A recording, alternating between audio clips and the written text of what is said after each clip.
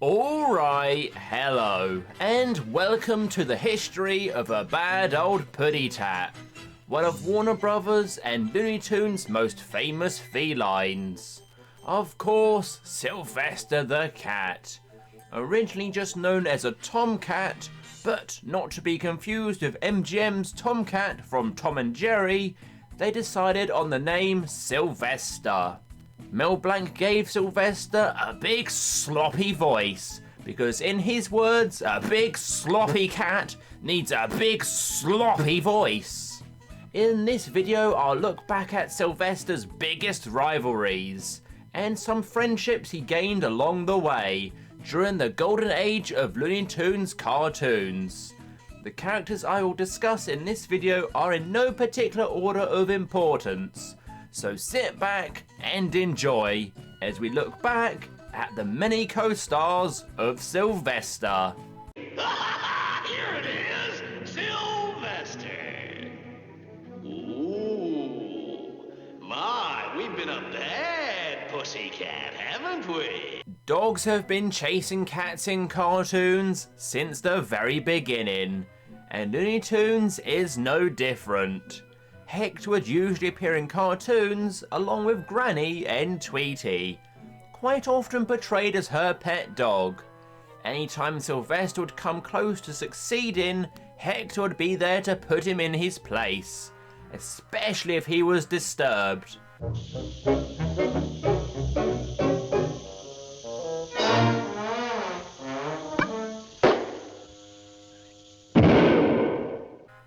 There's a lot of other bulldogs that do appear in cartoons which are not officially Hector, and it doesn't help that they also want to beat up Sylvester, so it can be very easy to mix them up, especially as Hector was predominantly silent in a lot of the cartoons.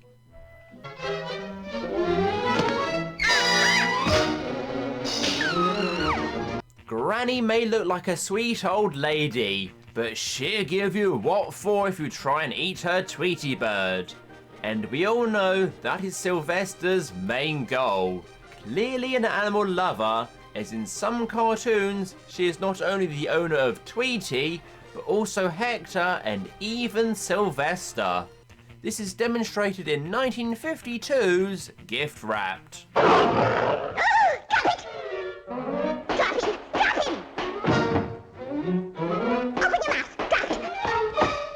She is very rarely tricked by Sylvester, and usually is well on top of things. But there are some occasions, such as in Tweety's SOS, where she loses her glasses, and is fooled by Sylvester's crude drawing of Tweety. Oh, there you are. I thought that cat was after you again. The dynamic of Sylvester, Tweety and Granny was one of my favourite elements from these cartoons. I'll teach you. Take that, and that.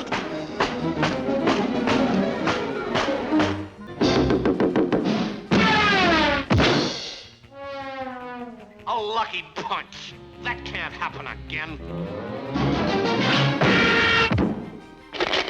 Another lucky punch. Often being confused to be a giant mouse, Hipperty Hopper is a baby kangaroo, usually being transported to a zoo before either escaping or being misplaced.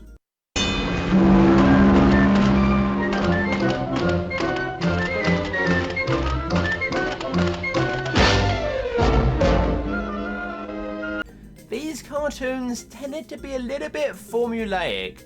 There's only so many times Sylvester can be confused thinking a baby kangaroo is a big old mouse, before it becomes a little bit tiresome. Maybe Sylvester's never been to the zoo, or possibly back in the day kangaroos were less well known.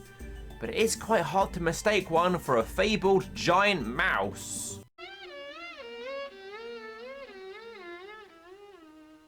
A king-sized mouse. A muscle-bound mastodon. Yow! Oh, Father, I saved you from that ferocious lion. Oh, yes. Yes, indeed. You saved me. But let's just not ever save me again. Sylvester has a son, quite often ashamed of his father's lack of mouse hunting ability, and let's be fair, everyone gets a bit ashamed of their fathers. Mine, for example, would go around waving a big old stick and going, "Oh." And then the Porky got stuck in the man's, which is why he's not allowed in Finland anymore. Sylvester Jr. does, however, look up to his father as a role model, sharing plenty of quality time together. Watch your step on this bridge. Some of these boards are loose.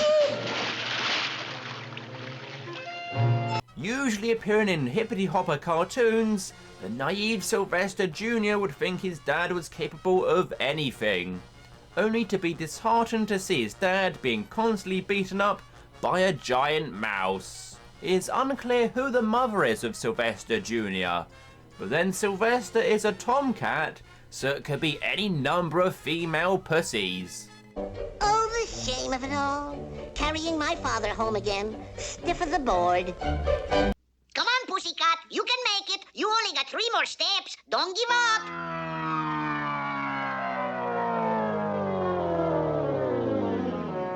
The fastest mouse in all of Mexico.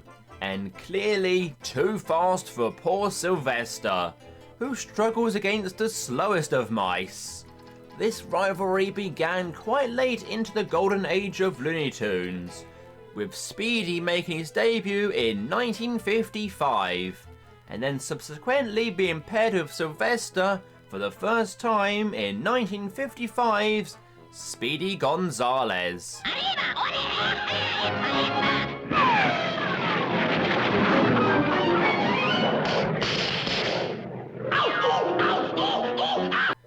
Seen as a controversial character in modern times due to the stereotypes portrayed in some of the cartoons, Speedy, however, is a Mexican icon. His speed was almost always used for good, to either get cheese for the local mice or to rescue fellow mice that have been captured, tricking his way past the guard cat, who in most cases was the unfortunate Sylvester, who would often underestimate him at the beginning of the cartoon, only to be outstanded by his speed. It's taken a long time to get you, but it's been worth it.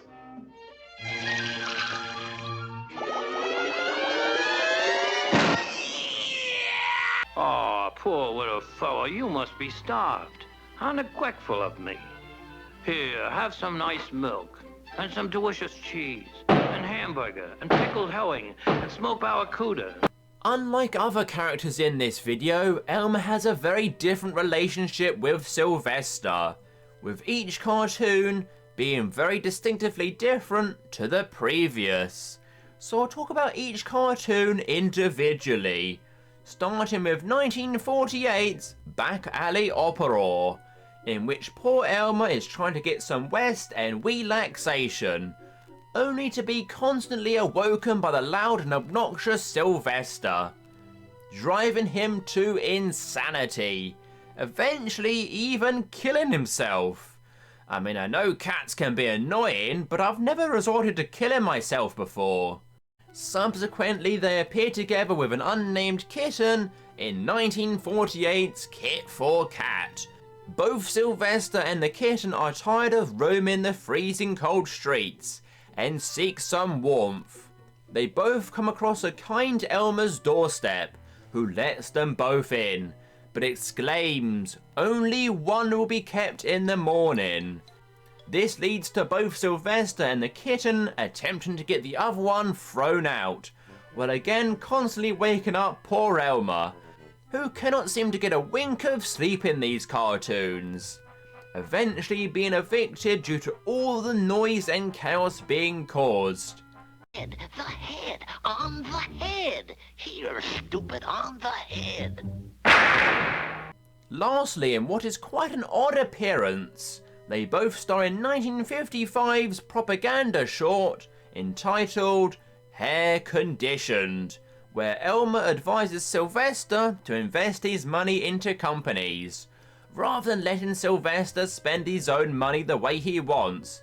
If he wants to buy some fish, Let him buy some fish, Elmer, for crying out loud. Now what do you say, Sylvester? Okay, invest it. Thanks. You'd have saved me a lot of headaches if you figured out a way to take it with you.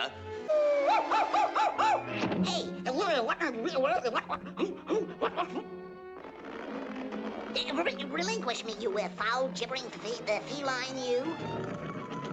Famously, Porky and Sylvester starred in a trio of spooky shorts, in which a mute Sylvester is aware of danger that Porky is oblivious to.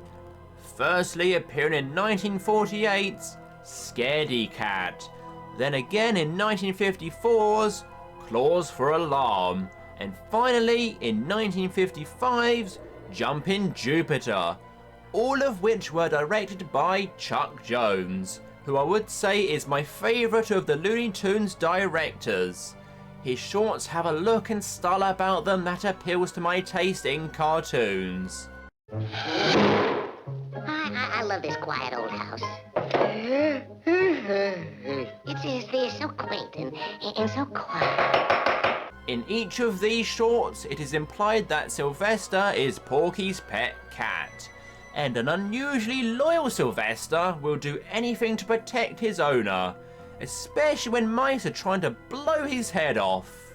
There is one outlier cartoon in which Porky appears alongside a quartet of cats, one of which is a prototype Sylvester. This is in 1946 Kitty Cornered. Are we men or are we mice? I like cheese.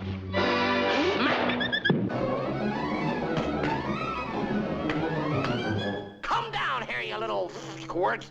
Ooh, you're a big putty cat. That's what you are. Of course, the most famous parent for Sylvester was Tweety. His main target and goal is, of course, to consume Tweety.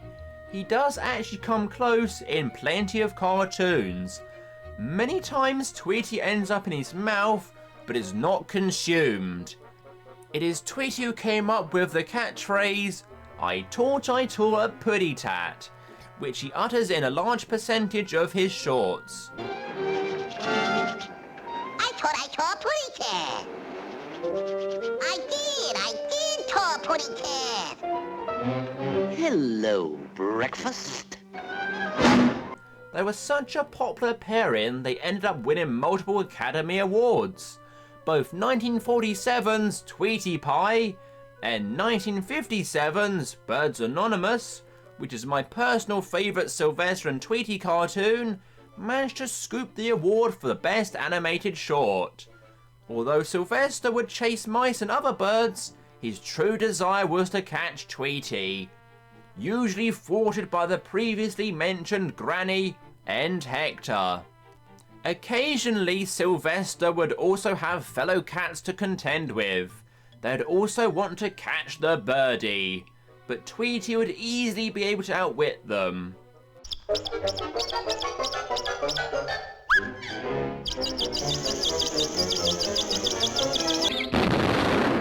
Before we end the video, we have one final section. Sylvester was so flexible and adaptable, he would appear in so many different situations and cartoons, alongside all kinds of different characters. So let's quickly look at some of my favourite one-off pairings. He appeared alongside Foghorn Leghorn in 1947's Crowin' Pains, in which Foghorn tricks Henry into thinking Sylvester is a chicken. Now, don't you give me any trouble, chicken. Chicken? I'll show you a chicken. A rooster, in fact. He appeared alongside Wile E. Coyote and the Roadrunner, along with his usual nemesis Speedy Gonzales, in 1965's A Wild Chase, a bizarre cartoon in which the Roadrunner and Speedy are racing to see who is the fastest, while Wile and Sylvester team up to try and catch them, in what is one of the final Golden Age cartoons. The winner!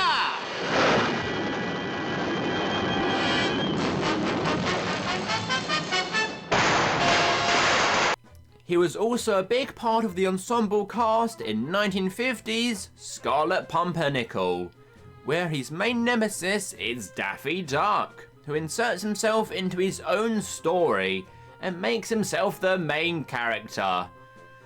Not sure who would do that.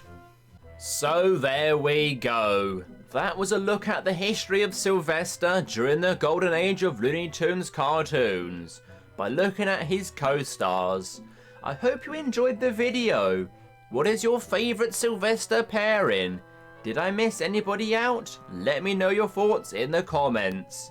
But for now, take care and leave me alone.